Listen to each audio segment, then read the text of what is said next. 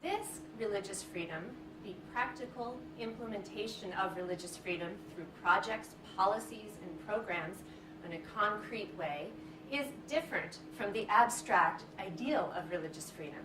And so in distinguishing between them, we can, on the one hand, be very supportive of religious toleration and pluralism and diversity in societies, which of course we hope to see flourish globally, and on the other hand, be critical consumers and analysts of the projects, policies, and programs that are undertaken in the name of implementing religious freedom, because those projects and policies are often legal and political.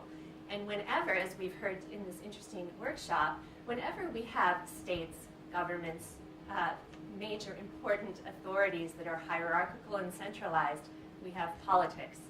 And religious freedom has become, for better or for worse, deeply entangled in politics at both local, regional, and increasingly international levels. And so we have to analyze these projects critically and think about the kind of world that they are helping to create. And I think that distinguishing and drawing that distinct line between the abstract ideal state and the actual practice of imposing religious freedom, often from the outside on communities, are two very different things. And that is one of the things I'm trying to sort through in my current research. The one point I would like to leave listeners with is a sense that of the need to think cross-culturally, cross-nationally, and comparatively when we start to think about the secular-religious divide. Now that's easy to say, and it's hard to do well. So I would just give a couple of illustrative kind of examples here. On the one hand, and this is something that others have pointed out, over the past 500 years, the European binary of the secular and the religious has to some extent become globalized. So we can't simply say, well, that's just something that's about Europe or the US or the other settler colonies, meaning Canada, Australia, etc. That's not the case. So in other words, domains of social experience in other parts of the world have actually been mapped to some degree according to that binary. So this has taken hold, you could say. An example, of course, as we are in India, is the British colonial project here.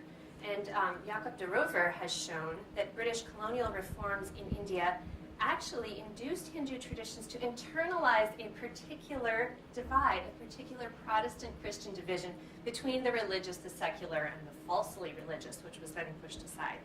So whatever didn't fit into this newly invented category, which was called Hindu law, was then rejected as an illegitimate form of Hinduism and pushed outside into the realm of false religion. So what you have here is the simultaneous secularization and Protestantization of Hinduism.